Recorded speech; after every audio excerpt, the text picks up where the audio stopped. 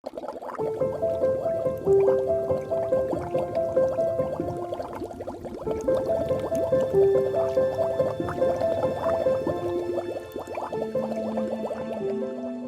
everybody, welcome to the channel. This is Rob. You guys were here. It's already the end of October and it's Halloween time. I cannot believe that the time has gone by so fast. It's really incredible.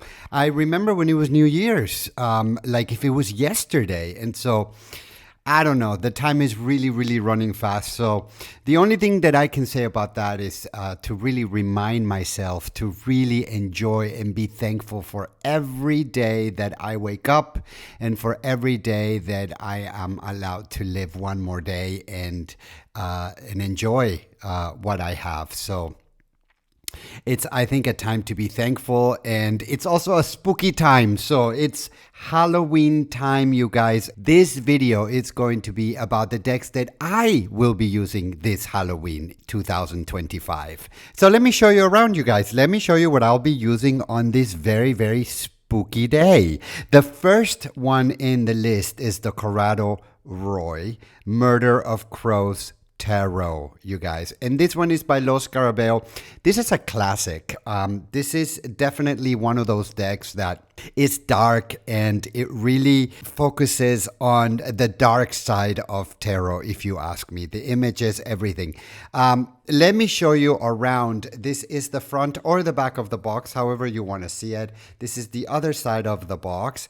This is another side. This is the top. It is by Los Scarabeo, as I just mentioned. This one opens up like this. It's one of those. This is what the inside of the box looks like, you guys, and it's pretty cool. I must confess, this tarot and I have had sort of a turbulent relationship. I wasn't really sure if I liked it when I first got it, and I use it only during very special times, such as this one. So it's not a tarot that I bring out a lot, but whenever I want to do shadow work or whenever it's some sort of a celebration like Halloween, for example, this time around, I will bring it out. So at one point, I wasn't really sure if we were speaking to each other or not, but throughout the time, we've learned to respect each other and sort of be able to communicate with each other. So here is this deck one more time on another list. As I mentioned, this is a Los Scarabeo deck, and if you know Los Scarabeo, you'll know that the books are very little and they really just come out with, it'll just have an introduction. These books come out in different languages. This one is in English, Italian, Spanish, French, Portuguese, and Russian. And so by the time you're reading your language, it's a very, very thin book. It just goes into the major, minor arcana, and you're lucky if you get a spread of 2. But that is the book. Now, the cards are what are so special about this deck, especially for this time of the year. These are not gilded, as you can see. Size is normal size, so I won't even compare it to another card. Paper stock or card stock is really good, you guys. It's sort of on the shiny side. It is very robust, and shuffling this deck is really not a problem. So I like shuffling this deck very much. I think that it does a really good job. If you do a spread with this deck, it also spreads really, really well. And the images on this deck, you guys, are all in black and white, which I find super appropriate for Halloween. And they're sort of macabre. They are full of crows, of course. This is the Murder of Crows. And I'm just going to show you some of them. So for you to take an idea or to have an idea what this looks like, this is the 10 of coins. This is the 10 of cups. And, you know, 10 of cups is supposed to be a very light card, a very beautiful card, right? And this is what you get here for the 10 of cups. So it doesn't look very happy, right? Or very joyful. This is the major arcana, the number 3. And if you look at her, she looks very, very serious. And yeah, you're not going to see a lot of very happy images here on this deck. And so one of the reasons why I think it's very appropriate for Halloween, look at Justice, you guys. She is really sort of scary looking. This is the Hanged Man. Very black and white. There's a crow everywhere. And I don't know what's happening to his head. It looks like it's sort of melting, or does he have long hair? I don't know. This is the Queen of Wands, you guys. And look at her. It looks like she is turning into a crow or something like this. You see her face here? Fascinating. Artwork is really cool. I can't say that it's pretty, but it's very talented. Corrado Roy. This is artwork that I cannot deny is very, very, very artistic. This is the Nine of Wands, as you can see. And here's another here you have another figure that is sort of human and crow at the same time. And it looks like the crows have something against him. So here's another figure that is sort of half crow, half man. And this is the Three of Wands. Here you have the Lovers, you guys. And once again, not one of those very lively lovers cards. This is sort of dark. Here is the Strength. And look at this image, how intriguing this image is, right? She is, again, half crow, half human, unless she's wearing a mask, but I don't think so. The lion looks like it's still sort of fighting her a little bit, but it looks like she's got it pretty much tamed there. This is the King of Wands, and it looks like he's wearing a crow mask. This is the Eight of Swords, you guys. Look at this, right? I mean, if this is not Halloween, then I would be pretty confused in what Halloween is all about. This is the Eight of Wands, and you see the crows just, it doesn't look like these wands are moving fast, or usually for the Eight of Wands, we see a lot of movement, and here we don't see that. Actually, we see the opposite of that. We see the wands sort of planted on the ground, and the crows right on top of them. So, you guys, this is the Murder of Crows, and this is definitely one of my selections for Halloween. Before I forget, the back of the card is reversible, so in case you were wondering about that. And let me show you what the next deck is all about. You guys, the next deck that we are going to go over today for this very special Halloween time of the year is the Somnia Tarot. It comes in this sheer bag here, as you can see, which I find very, very nice. Here it is. This is the front of the box. This is the back of the box. And of course, you can pause your device and read that. This is by Nicholas Bruno, you guys. This is one of my favorite decks out there, not only for Halloween, but I use this deck all year round. It's perfect for shadow work. By the way, most of the decks that I'm showing you today are perfect for shadow work. I think that Halloween and shadow work sort of go together, but this is one of the most artistic decks that I have in my collection. I find that Nicolas Bruno is extremely talented, and this deck is nothing but perfection and beautiful, as well as scary. For me, it's not so scary anymore. It used to be when I first got it, I was petrified, but not anymore. This is what the inside of the box looks like. And it's very, very pretty. Presentation is absolutely gorgeous. It comes with magnets here on the side, so you can close it easily. This is the booklet that it comes with, you guys. And Bruno is based in New York, if I'm not mistaken. So I got my deck directly from him because, as many of you know, I like to get my decks directly from my creators. And this is the content. So it just basically goes into the major, minor arcana. It gives a brief preface here, and that's about it, you guys. And so you can find out more about Bruno on YouTube. There's a whole video on him and how he creates these decks, and it's super interesting if you want to watch that. I have watched it a couple of times because I can't believe he does all the work himself. It's really crazy. If you look at that video, you'll see that he does everything. He goes out in the woods and he recreates the whole scene, and he builds it, and he takes the photographs, and he's like a one-man show. He's super, super talented. And these are the cards, you guys, totally reversible, as you can see. And this cardstock is amazing. This is one of my favorite cardstocks out there. And I love the color. I love the I love the gold on the card. Printing on this deck is phenomenal.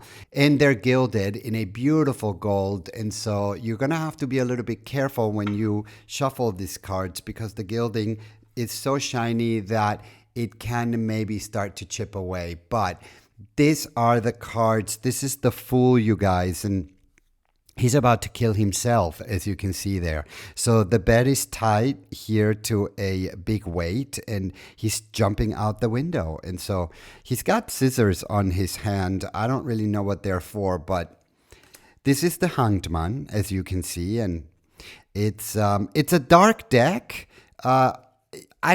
I've tried to use this deck. This is the King of Coins. I've tried to use this deck for a full reading, but it gets really, really intense and I get sort of convoluted a little bit. So I use this deck as a clarifier. I use this deck as shadow work or for shadow work. And so once in a while, I'll do like a very small 3-card or 2-card reading with this deck. But to do a 12 or 15 card spread with this deck can, for me at least, be a little bit too heavy.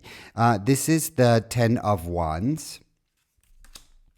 This is the 8 of Wands, you guys. And it's kind of like it gives you that sort of, Halloween feel to it. It feels like he's in a mansion here or he's in a dark castle.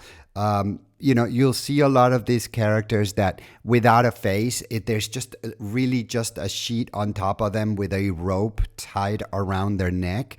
This image is very Nicolas Bruno. And by the way, this is the illustrated deck.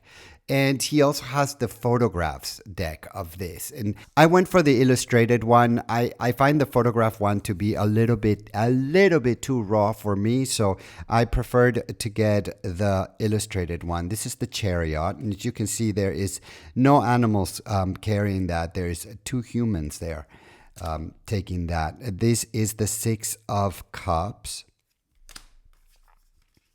This is the 6 of Coins. This is the 4 of Swords, you guys. The 5 of Swords.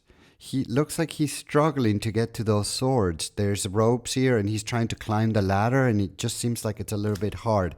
This is Judgment. Look at this card. This is the type of deck that talks a lot, you guys. And so this deck is really going to make your imagination run wild. You really have to rely on your intuition and your imagination. This is Judgment, like I said, and you tell me, what do you see here? There is these people that have just aroused from the dead. There is this one here dressed in white, and I guess there is that ladder so they can climb up.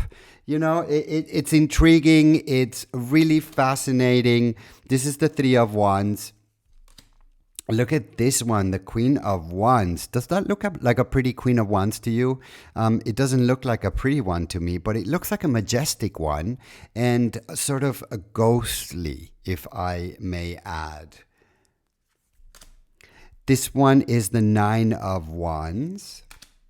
And this one is the 10 of Swords. This one is the 9 of Swords, and it goes on and on, you guys. Shuffling this deck is really a delight. I love shuffling this deck. It just happens so easily. The cards have so much weight that it's not so much, but they have the perfect weight is what I really wanted to say. If you do a spread with this deck, it just works absolutely stunning. So you guys, that's the Somnia Tarot by Nicolas Bruno. And let me show you what the next deck for this Halloween is going to be for me. The next deck on the list is an Oracle deck because I thought tarot decks are perfect for Halloween, but a nice scary Oracle deck always goes perfect as well. And so I chosen this Oracle deck for Halloween this year. And this is actually one of my favorite Oracle decks out there. This is Purgatorium by Mr. Freeborg, you guys. And I got this deck about 3 years ago. Honestly, I don't know if they're still making it or not. I have it on a couple of other lists and people have asked me where can I get it. I got it from a German website and you can look online if you can find it. I haven't been able to find it anymore. So, because I wanted to get another copy to travel with, but I haven't been able to get it. So I don't know if it's in print anymore or not, but this is a really fabulous deck. And maybe it is in print, you guys. I haven't looked for a while, so it's not like I looked yesterday. So look around, maybe you can find it. It comes in a talk box like this, and this is a real fun deck, you guys. It's fun, it's scary, it really delivers. So this is the book that it comes with, and gives you sort of a picture of the card here, and then it goes into what the meaning of the card is. And you can pause your device and read that so that you know how this particular deck reads. This is self-righteousness. This is self-righteousness, and you can, like I said, pause your device and read that. I'll do another one, which is revolt, and you can pause your device and read that. The book is really well written. Although it's a little book, it's really well written. I really do recommend that if you do get the deck, that you give this book a little reading. I actually always take the book around with me when I do readings with this Oracle deck, because I feel that the book has a lot to offer. And so you can also do it without the book, but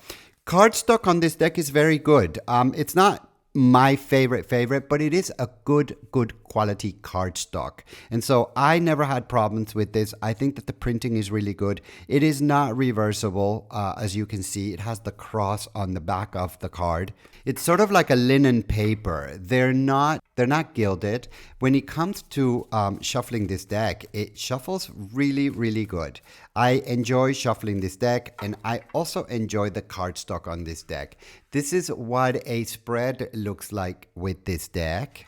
And this is the type of deck, you guys, that, you know, I take out for shadow work. I take this deck out for clarifiers. I'll take this deck out for those moments where I really need to hear the raw side of it, you know? And this deck really gives you the raw side of it. This deck speaks to you in a way that even if you don't want to hear it, it's going to tell you what's going on. I mean, this deck does not beat around the bush.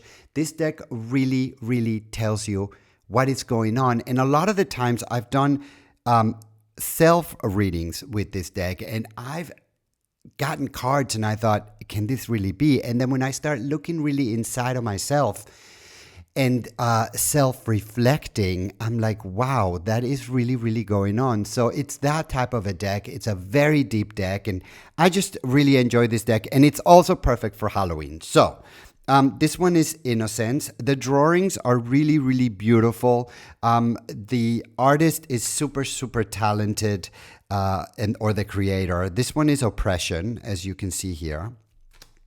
This is Attack. And as you can see, he's being attacked by a crow here. The eyes are already bleeding.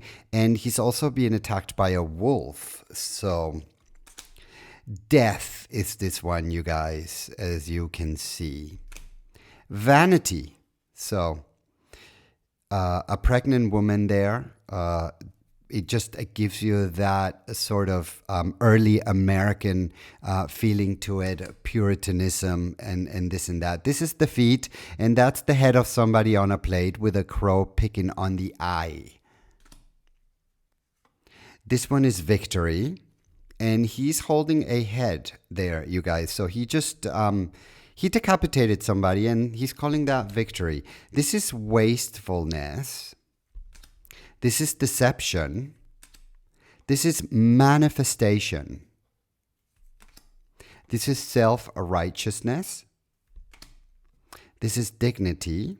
As you can see there, it's a witch. And when you look inside of her clothing here, you'll see that there's the night sky. This is Buried. Purification, you guys. Pariah. Fall,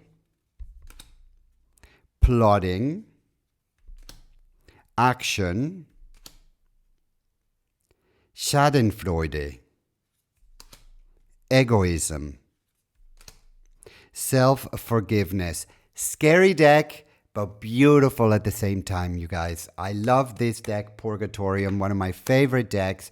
Look around if you're interested in it. I don't see many people using this deck all the time online, so I think it's one of those decks that not a lot of people use, but I personally use this deck very much. And this deck has been on a lot of my lists. So, you guys, let me show you what the next deck for Halloween is. And the next deck on the list is a deck that I just recently got. I got this from the producer of this deck, and he's based in Italy.